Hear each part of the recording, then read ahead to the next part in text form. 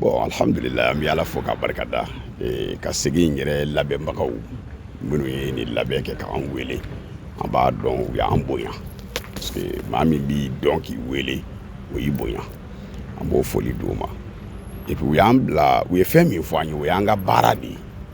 bɛɛ n'i ka baara don diɲɛ kɔnɔ n'i ko alimamiw n'i ko karamɔgɔw hadamadenya yɛrɛ labɛnna kiraya ni nabiɲumanya banna mais baara bɛ karamɔgɔw de bolo dugukolo yɛrɛ ka basigi dugukolo ka ɲɛmajɔ dugukolo ka hakilisigi dugukolo ka sabati a sirilen don karamɔgɔw de la hali ni diɲɛ maa si ma sɔn o ma anw ka jamana in kɔni dalen don o la parce que n'i ye alimamiw ka baara lajɛ ka karamɔgɔw ka baara lajɛ anw ka hadamadenya fɛn o fɛn a si tɛ se ka dafa ka cɛ ɲɛ ni olu ka baara dɔ ma ye a kɔnɔ bon segin in dabɔlen don fɛn minnu kama a kɔnɔna na maa minnu bɛ bɔ o faso la ka na anw dɛmɛ duguba kɔnɔ ka an musow dɛmɛ ka an baw dɛmɛ k'an ka du kɔnɔnaw lasanuya o kumana o hadamadenya baara minnu bɛ an ka jamana kɔnɔ o maa naaniw n'o ye walidenw ye olu minɛ cogo ɲuman k'an ka ɲɔgɔn bilasira o la vraiment o ye Ala tanuba ye parce que hali ni silamɛya tɛ an ka jamana kɔnɔ ni maa ma bɛ hinɛ waliden la a bɛ fɔ ko Ala bɛ hinɛ i la donc o yera ko ɲɛ in kɔnɔ minɛcogo jugu min bɛ olu bolo an ka du kɔnɔ an'an ka kabilaw kɔnɔ an'an ka famiw n'an ka sigidaw la yɛlɛma bɛ se ka don o la cogo di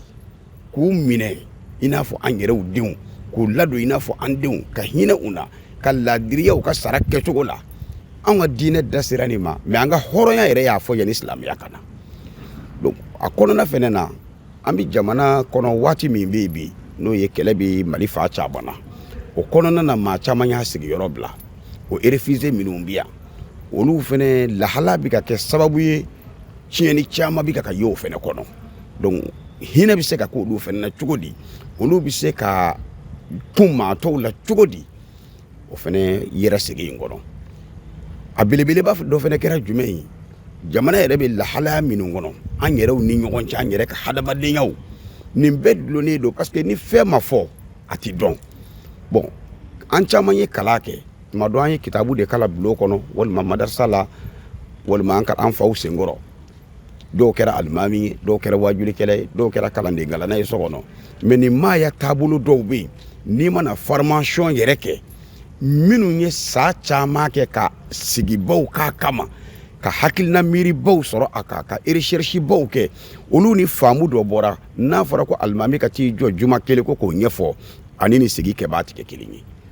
donc a yera vraiment an bɛ ni sigi in kɛbagaw an b'o fɔ k'u barikada k'u waleɲuman dɔn ci minnu donna anw fɛnɛ da ni Ala sɔnn'a ma ci ninnu an b'a lase a lase yɔrɔw la ni Allahu Ta'ala sɔnn'a ma wa bonya minnu fɛnɛ kan ka taa siri parce que an y'a ye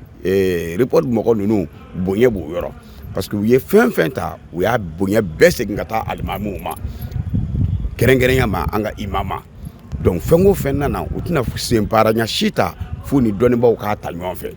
wa u bɛ hakilina fɛn fɛn ta u mago bɛ dɔnnibaw ka hakilina fɛnɛ na donc anw b'a ye k'a fɔ maa k'a ka dɛmɛ kɛ ni jɛkulu in ye maa k'a k'i sen don ni jɛkulu ka baara la parce que bonya bɛ jɛkulu min kɔnɔ anw ka taabolo la maa k'a ka don o la dɔgɔyama bɛ min kɔnɔ maa k'a k'i yɔrɔ ma janya o la an bɛ segin kɛbaw an b'u fɔ k'u barikada Ala ka segin ɲɔgɔnna caman jira an na baara minnu daminɛtɔ don Ala k'a kuncɛ hɛrɛ la laɲini ye min ye Ala k'o y'a kɔnɔ Ala k'o kɛ a ka Alaya yɛrɛ kama ka jamana yɛrɛ basigi k'a kolo suma sɔli ala Muhamɛd